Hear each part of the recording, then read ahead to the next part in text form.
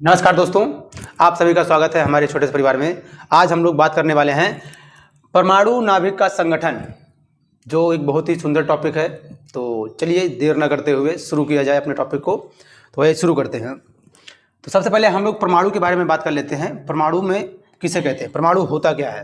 परमाणु क्या होता है भाई? परमाणु एक अविभाज्य कण है ना। परमाणु क्या है? अविभाज्य कण है। ये सभी रासायनिक अभिक्रियाओं में भाग लेता है। जितने भी रासायनिक अभिक्रियाएं हैं उन सब में क्या करता है? ये भाग लेता है। ठीक है। और भी परमाणु की क्वालिटी होती है, गुणधर्म होते हैं, जो आप लोगों को बताया जा चुका है। आज हम मोस्टली बात करने वाले हैं नाभिक का संगठन। परमाणु नाभिक का संगठन मतलब परमाणु का जो नाभिक होता है वो किन चीज़ों से मिलकर के बना होता है। तो चलिए देखते हैं। तो यहाँ आपके सामने एक फिगर दिख रहा होगा। ये फिगर क्या है? ये परमाणु का है। ठीक है, ये क्या है? परमाणु है। आप जानते हैं परमाणु में क्या क्या पाया जाता है। तो परमाणु में नाभिक मिलता है और इलेक्ट्रॉन मिलता है। नाभिक के अंदर आपको प्रोटॉन और न्यूट्रॉन मिल जाएंगे। नाभिक के अंदर कुछ ऐसे भी कण हैं जो द्रव्यमान लेस होते हैं, वो भी इसमें कुछ पाए जाते हैं। लेकिन मोस्टली हम लोग क्या बोलते हैं? प्रोटॉन और न्यूट्रॉन कहाँ मिलेंगे आपको? नाभिक में मिलेंगे, न्यूक्लियस में मिलेंगे। प्रोटॉन और न्यूट्रॉन को एक साथ बोलते हैं हम लोग क्या? न्यूक्लियंस। क्या बोलते हैं? न्यूक्लियंस बोलते हैं। ठीक है। परमाणु और प्रोटॉन और न्यूट्रॉन को इकट्ठा बोलते हैं हम लोग तो क्या? न्यूक्लियंस बोलते हैं। ये कहाँ मिलते हैं न्यूक्लियंस? नाभिक में मिलते हैं। नाभिक के पास कौन सा आवेश होता है? क्वेश्चन आता है कि नाभिक के पास कौन सा आवेश होता है। तो नाभिक के पास धनात्मक आवेश होता है। ये सब बातें आप लोगों को एकदम से याद होनी चाहिए भाई। नाभिक के पास धनात्मक आवेश होता है। ठीक, क्यों होता है धनात्मक आवेश? क्योंकि ये प्रोटॉन है ना, प्रोटॉन के पास धनात्मक आवेश होता है। इस वजह से पूरे नाभिक का आवेश क्या हो जाता है? धनात्मक आवेश। आप लोग कमेंट में बताइएगा कि न्यूट्रॉन का कितना आवेश होता है। ठीक है, चलिए आगे देखते हैं। आगे इलेक्ट्रॉन इसमें है। इलेक्ट्रॉन क्या करता है? इसी नाभिक के चारों ओर परिक्रमा करता है ना। क्या करता है? परिक्रमा करता है। जिस तरीके से पृथ्वी सूर्य की परिक्रमा करती है, सेम उसी तरीके से इलेक्ट्रॉन भी नाभिक का क्या करता है? चक्कर लगाता है, चारों तरफ परिक्रमा करता है बिना ऊर्जा खर्च किए।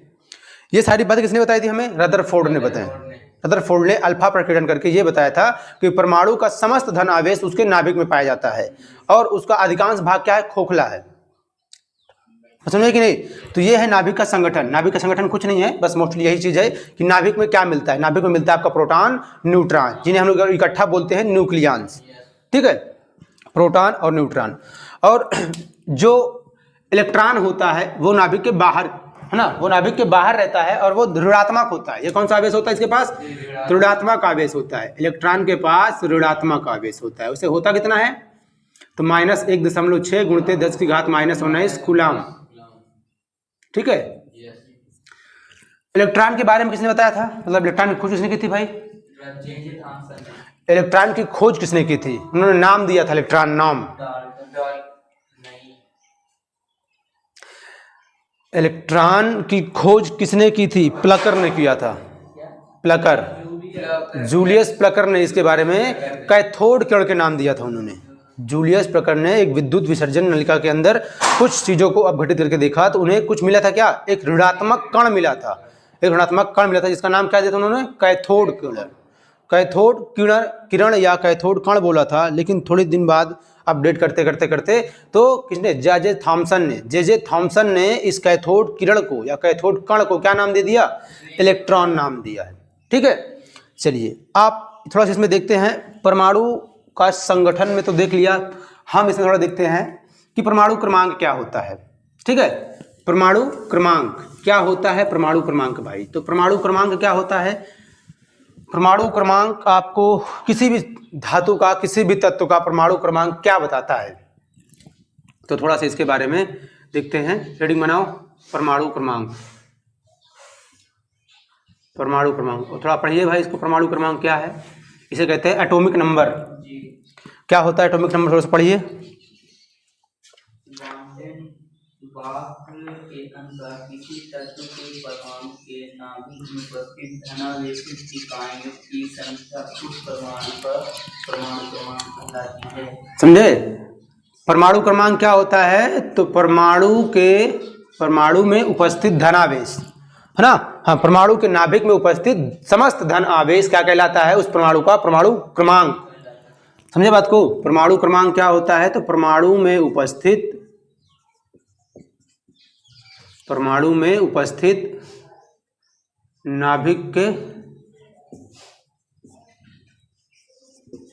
नाभिक के प्रोटॉनों की संख्या, किसकी संख्या? नाभिक में उपस्थित या परमाणु में उपस्थित नाभिक के प्रोटॉनों की संख्या को हम लोग क्या बोलते हैं?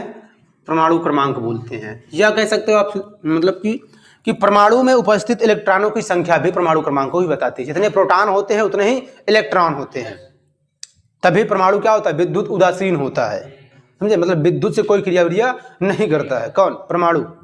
ठीक। और परमाणु क्रमांक कहाँ से निकलेगा? तो आपको अगर किसी चीज का, जैसे मान लेते थोड़ा बहुत कि जैसे सोडियम कितने नंबर पे आता है? 11। क्लोरीन कितने नंबर पे आता है? 17। और ऑक्सीजन कितने नंबर पे आता है? 6। कार्बन कितने नंबर पे आता है? 6। तो जो ये है, यही इसी को कहते हैं हम लोग परमाणु क्रमांक। ठीक है। अब जो परमाणु क्रमांक है, इससे हमें किसके बारे में जानकारी मिलती है? तो इससे हमें मिलती है जानकारी किसके बारे में? इलेक्ट्रॉनों के बारे में और प्रोटॉनों के बारे में। आप परमाणु क्रमांक किसी भी तत्व का परमाणु क्रमांक देख करके ये बता सकते हैं कि उस तत्व में कितने इलेक्ट्रॉन हैं और कितने प्रोटॉन हैं। जैसे सोडियम में कितने इलेक्ट्रॉन पाए जाएंगे? 11 इलेक्ट्रॉन मिलेंगे और 11 ही प्रोटॉन मिलेंगे। क्लोरीन में कितने मिलेंगे? 17 इलेक्ट्रॉन मिलेंगे, 17 ही प्रोटॉन मिलेंगे। ऑक्सीजन में 8 इलेक्ट्रॉन, 8 प्रोटॉन। कार्बन में 6 इलेक्ट्रॉन, 6 प्रोटॉन, है ना। पोटेशियम में 19 इलेक्ट्रॉन, 19 प्रोटॉन। समझ गए कि नहीं? इस तरीके से परमाणु क्रमांक से आप ये जान जाते हैं या पता लगा पाते हैं कि उस परमाणु के अंदर, उस तत्व के परमाणु के अंदर कितने इलेक्ट्रॉन हैं और कितने प्रोटॉन हैं। समझे कि नहीं? जब हम किसी परमाणु से प्रोटॉनों को निकाल लेते हैं, सॉरी इलेक्ट्रॉनों को निकाल लेते हैं, किसको निकालते हैं? इलेक्ट्रॉनों को निकालते हैं, तो परमाणु पर चार्ज आ जाता है। चार्ज का मतलब आवेश आ जाता है। अगर आप परमाणु से 1 इलेक्ट्रॉन निकालते हैं तो वो क्या हो जाएगा? धनात्मक, 1 धनायन बनाएगा। जैसे सोडियम के पास है 11 इलेक्ट्रॉन, अगर हम सोडियम से 1 इलेक्ट्रॉन निकाल लें मतलब 10 बचेगा, तो इस पर 1 धन आयन आ जाएगा। इसे क्या बोलेंगे? Sodium ion. इसे क्या बोलते हैं? सोडियम आयन बोलते हैं। ठीक है ना। इसी तरीके से क्लोरीन के पास 17 होते हैं। अगर क्लोरीन से आप 1 इलेक्ट्रॉन निकाल लेंगे, कितना बचेगा?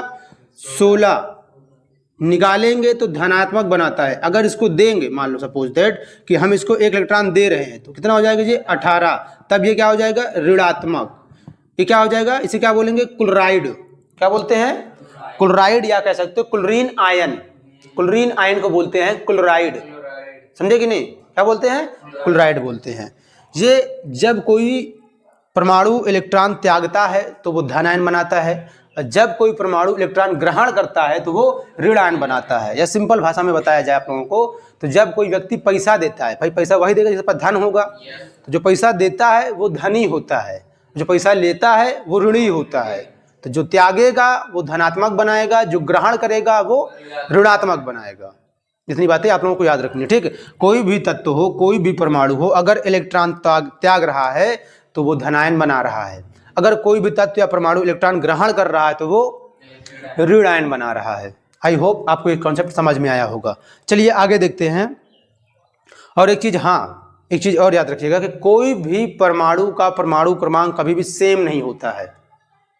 मतलब कोई भी तत्व का परमाणु क्रमांक की 17 नंबर पर 2 चीजें, 17 दो चीजें हो जाए, तो ऐसा कभी नहीं हो सकता। सोडियम के पास 2 हो जाए, ऐसा कभी नहीं हो सकता। जैसे यही है, सोडियम ने 1 इलेक्ट्रॉन त्यागा, 10 बनाया। 10 किसका होता है? तो आप देखेंगे 10 किसका होता है भाई? नियान का होता है। किसका होता है? नियान। नियान जो कि एक अक्रिय गैस है। हर तत्व यही चाहता है कि वो अक्रिय हो जाए।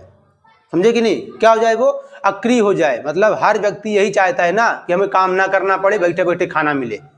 नहीं चाहता हर व्यक्ति। उसी तरीके से जितने परमाणु हैं वो सब यही चाहते हैं कि हम क्या हो जाए? अक्रिय गैसों की तरह हो जाएं।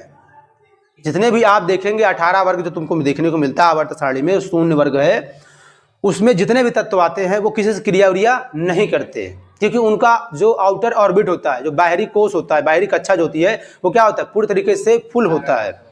इनका अष्टक पूरा तरीके से फिल होता है। जो भी तत्व अष्टक नियम को पूरा, देखो हर तत्व अष्टक नियम को पूरा करना चाहता है। वो यही चाहता है कि उसके बाहरी कोष में या तो 8 इलेक्ट्रॉन कंप्लीट हो जाए, चाहे त्यागने से कंप्लीट हो, चाहे ग्रहण करने से कंप्लीट हो। समझे कि नहीं? यही त्यागने और ग्रहण करने की प्रक्रिया से क्या होती है? रासायनिक अभिक्रियाएं होती हैं। जैसे सोडियम ने क्या किया? 1 इलेक्ट्रॉन त्यागा और क्लोरीन ने क्या किया? इलेक्ट्रॉन ग्रहण कर लिया। तो ये दोनों आपस में क्रिया करके क्या बना लेते हैं? NaCl बना लेते हैं, सोडियम क्लोराइड बना लेते हैं। सोडियम के पास 11 अगर सोडियम का आप इलेक्ट्रॉनिक विन्यास निकालेंगे तो कितना होगा? सोडियम का इलेक्ट्रॉनिक विन्यास होगा 2 8 1। अगर क्लोरीन का आप निकालेंगे तो क्या निकलेगा? क्लोरीन का निकलेगा आपका 2 8 8 2 8 7। हाँ, ये होता है। तो देखो इसके भी आउटर में ये चाहता है कि सोडियम भी चाहता है कि इसके ऑर्बिट में कितना हो जाए? 8 हो जाए, बाहरी वाले कक्षा में। ठीक है, ये बाहरी कक्षा का इलेक्ट्रॉन है। और क्लोरीन भी चाहता है कि इसके बाहरी में 8 हो जाए। अब सोडियम को या तो कहीं से 7 इलेक्ट्रॉन दिलवाओ। अब जैसे अगर इसको 7 इलेक्ट्रॉन दिलवाओगे तो जो इसके अंदर प्रोटॉन है, प्रोटॉन कितने रहेंगे? प्रोटॉन तो 11 ही रहेंगे ना भाई। वो फिर 8 इलेक्ट्रॉन, जो 7 इलेक्ट्रॉन बाहर से आप ले रहे हैं उनको बैलेंस नहीं कर पाते हैं, समझे कि नहीं? इस वजह से ये कभी भी 7 इलेक्ट्रॉन किसी से लेता ही नहीं है। ये क्या करता है? अपना 1 इलेक्ट्रॉन किसी को दे देता है। तो ये किसको देता है? सोडियम को देता है। देखो जैसे ही 1 इलेक्ट्रॉन त्यागेगा ये धन आयन बना लेगा और इसका अष्टक भी पूरा हो जाएगा। देखो इसके बाहरी कोश में 8 इलेक्ट्रॉन पूरा हो गया, ये हो गया अक्रिय। और जैसे ही क्लोरीन इसका 1 इलेक्ट्रॉन लेकर के अपना अष्टक पूरा करता है तो ये बनाता है ऋण आयन। और यही दोनों आपस में क्रिया करके बना लेते हैं क्या? सोडियम क्लोराइड, जो ही एक स्थायी तत्व बनता है। नमक बन गया ना, इसे क्या बोलते हैं? नमक एक स्थायी है, अस्थायी नहीं। नमक बनने के बाद फिर जल्दी से टूटता अपने आप में नहीं है, उसको तोड़ने के लिए फिर हमें विधियां लगानी पड़ती हैं। बात समझ में आ रही है ना? चलिए इसके बाद समझ में आ जाएगा। चलिए आगे देखते हैं। कुछ बातें हैं बहुत इंपॉर्टेंट है, ठीक है ना? इसको बहुत ध्यान से समझिएगा आप लोग। जिससे पहला नंबर आता है परमाणु उदासीन। परमाणु उदासीन होने का क्या तात्पर्य है? परमाणु उदासीन होने का तात्पर्य ये है कि उस परमाणु के अंदर इलेक्ट्रॉन प्रोटॉन बराबर है, समझे कि नहीं? अगर 10 इलेक्ट्रॉन हैं तो 10 प्रोटॉन भी हैं। अगर 100 इलेक्ट्रॉन हैं तो 100 प्रोटॉन भी है, समझे कि नहीं? और हम लोग ये भी जान चुके हैं कि इलेक्ट्रॉनों की संख्या से ही हम लोग जान जाते हैं उसका परमाणु क्रमांक, या परमाणु क्रमांक से ये जान जाते हैं कितने इलेक्ट्रॉन होंगे या कितने प्रोटॉन होंगे। अगर परमाणु उदासीन है तो प्रोटॉनों की संख्या बराबर होगी इलेक्ट्रॉनों की संख्या के, और ये सब किससे बराबर होंगे? परमाणु क्रमांक के। अगर एग्जाम्पल से देखा जाए तो एग्जाम्पल सिंपल सी बात, जैसे हम कहें कि ऑक्सीजन आता है 8 नंबर पर, कितने नंबर पे आता है? ये क्या होता है? उदासीन। ऑक्सीजन क्या है? उदासीन है। अभी इसको हम उदासीन मान रहे हैं या उदासीन है भी। इसका मतलब क्या हुआ? 8 नंबर का मतलब ये हुआ कि इस ऑक्सीजन के अंदर प्रोटॉनों की संख्या कितनी है? 8 है। इलेक्ट्रॉन संख्या कितनी है भैया? तो इलेक्ट्रॉनों की संख्या भी 8 है। तो परमाणु क्रमांक भी कितना होगा इसका? बात समझ में आई कि नहीं? जीरो नहीं होता, याद रखना। उदासीन का मतलब जीरो कदापि नहीं होता है। जीरो तभी होगा जब सब कुछ जीरो होगा। अगर आप कह रहे हैं प्रोटॉनों की संख्या 0 होगी तो जाहिर सी बात इलेक्ट्रॉनों की संख्या भी 0 होगी, परमाणु क्रमांक भी 0 होगा। तो ऐसा सब पॉसिबल है? तब ऐसा पॉसिबल नहीं है। अगर परमाणु उदासीन है इसका मतलब जितने उसमें इलेक्ट्रॉन हैं उतने ही उसमें प्रोटॉन है, मतलब जितना धन आयन है उतना ही ऋण आयन है, इसलिए क्या है? उदासीन है। जैसे इसमें इनबैलेंस होता है, मतलब ये अनबैलेंस होता है कि इलेक्ट्रॉनों की संख्या बढ़ जाए या घट जाए। भाई हम इलेक्ट्रॉन को ही परमाणु से निकाल सकते हैं या डाल सकते हैं। प्रोटॉन को निकालने के लिए हमें अधिक ऊर्जा की आवश्यकता होती है। क्यों? क्योंकि प्रोटॉन कहाँ रहता है? नाभिक में रहता है। कोई चीज़ नाभिक से निकालना है तो बहुत अधिक ऊर्जा देनी पड़ेगी। आप लोग जानते हैं सूर्य के अंदर नाभिकीय संलयन हो रहा है। नाभिक का संलयन मतलब कि हाइड्रोजन का नाभिक टूट करके हीलियम में बदल रहा है, तो कितनी ऊर्जा निकल रही है? हाँ नहीं, बहुत ऊर्जा निकलती है। तो परमाणु को तोड़ने में बहुत अत्यधिक ऊर्जा को हमें लगाना पड़ता है, जिस वजह से हम प्रोटॉनों को नहीं निकाल पाते। सिर्फ निकाल नहीं पाते, मतलब ऐसा नहीं कि नहीं निकाल पाए, निकाल लिए हैं, यूज भी किया है, बहुत सारा यूज कर चुके हैं। लेकिन हम लोग यहाँ जो बात कर रहे हैं वो बात कर रहे हैं परमाणु की उदासीनता के बारे में। तो परमाणु उदासीन होगा तब जब प्रोटॉनों की संख्या बराबर हो इलेक्ट्रॉनों की संख्या के बराबर, और वो भी बराबर किसके हो? परमाणु क्रमांक। अगर परमाणु ऋणायन हुआ तो इसका क्या मतलब है? अगर परमाणु ऋणायन होगा तो उसमें इलेक्ट्रॉनों की संख्या प्रोटॉनों की संख्या से अधिक हो जाएगी, ठीक है ना? अगर परमाणु ऋणायन हुआ, अगर परमाणु क्या हुआ? निगेटिव चार्ज का हुआ, तो उसमें इलेक्ट्रॉनों की संख्या क्या हो जाएगी? अधिक हो जाएगी। क्यों होगी अधिक? इस बात को समझिए। हम लोग जानते हैं कि इलेक्ट्रॉन क्या होता है? ऋणात्मक होता है। मतलब कौन सा आवेश होता है इलेक्ट्रॉन के पास? ऋण आवेश होता है, माइनस वाला आवेश होता है। अब ऋणायन का मतलब क्या हुआ कि इसके पास और ढेर सारा ऋणायन आ गया, तब तो ऋणायन बन गया। अगर परमाणु उदासीन था, अब हमने इस उदासीन परमाणु को ढेर सारा इलेक्ट्रॉन दे दिया। जब ढेर सारा इलेक्ट्रॉन दे देंगे तो क्या बन जाएगा? परमाणु ऋणायन। जैसे क्लोरीन के पास 17 नंबर होता है, 17 नंबर पे आता है। जब तक क्लोरीन 17 नंबर पे था, या क्लोरीन जब 17 होता है तब क्लोरीन उदासीन होता है, मतलब इसमें प्रोटॉनों की संख्या बराबर है इलेक्ट्रॉनों की संख्या के। अगर जैसे ही हमने क्लोरीन को 1 इलेक्ट्रॉन, 2 इलेक्ट्रॉन, 10 इलेक्ट्रॉन, जितने इलेक्ट्रॉन हमने दिया, मान लो बाहर से ला करके दिया, इलेक्ट्रॉनों की संख्या को इंक्रीज किया, तो ये क्या बन जाएगा? क्लोरीन बन गया आपका ऋण आयन। समझे कि नहीं? ऋण आयन कब बनता है? जब इलेक्ट्रॉनों की संख्या अधिक हो जाती है प्रोटॉनों की संख्या से, तब बनता है ऋण आयन। और जब परमाणु धन आयन कब बनता है? जब इलेक्ट्रॉनों की संख्या प्रोटॉनों की संख्या से कम हो जाती है। समझे? वो तब बनाता है क्या? धन आयन। परमाणु धन आयन कब बनाएगा? जब इलेक्ट्रॉनों की संख्या प्रोटॉनों की संख्या से क्या हो जाए? कम हो जाए। और कब बनाएगा ऋण आयन भाई? तो कब बनाएगा ऋण आयन? जब इलेक्ट्रॉनों की संख्या प्रोटॉनों की संख्या से अधिक हो जाए। अगर निकालना होगा कि तो इलेक्ट्रॉनों की संख्या कितनी होगी, तो सीधी सी बात है, आप परमाणु क्रमांक में जितने इलेक्ट्रॉन दिए हैं उसको जोड़ देंगे तो ऋण आयन निकल आएगी, मतलब इलेक्ट्रॉनों की संख्या निकल आएगी ऋण आयन में। अगर धन आयन में निकालना है कि इलेक्ट्रॉनों की संख्या कितनी होगी, तो परमाणु क्रमांक से जितने इलेक्ट्रॉन आपने दिया उतना माइनस कर देंगे, वो क्या होगा? धन आयन बनाएगा। यहाँ से एक बात समझ में आप लोगों को आ गई, धन और ऋण। धन का मतलब परमाणु क्रमांक में जैसे ही आप किसी भी तत्व को अलग से इलेक्ट्रॉन देंगे तो वो क्या बनेगा? ऋण आयन। अगर उस परमाणु से इलेक्ट्रॉन निकालेंगे तो वो क्या बनेगा? धन आयन। मोटी मोटी बात वही चीज़ फिर से कि पैसा जिसके पास होई वही पैसा देई, जिसके पास पैसा ना होई वो पैसा ले। जो पैसा लेगा वो कर्जदार बनेगा, ऋणी बनेगा, है ना? जो पैसा देगा वो धनी बनेगा। जो दे रहा है वो धन बना रहा है, देने का मतलब माइनस कर रहा है अपने से, और जो ले रहा है वो प्लस कर रहा है अपने आप को, है ना? तो ये बात समझ में आपको आई कि परमाणु उदासीन होने का क्या तात्पर्य है, धनायन होने का क्या तात्पर्य है, और ऋण आयन होने का क्या तात्पर्य है। ये बात समझ में आ गई है। चलिए अगले टॉपिक क्या है इसका? परमाणु का निरूपण।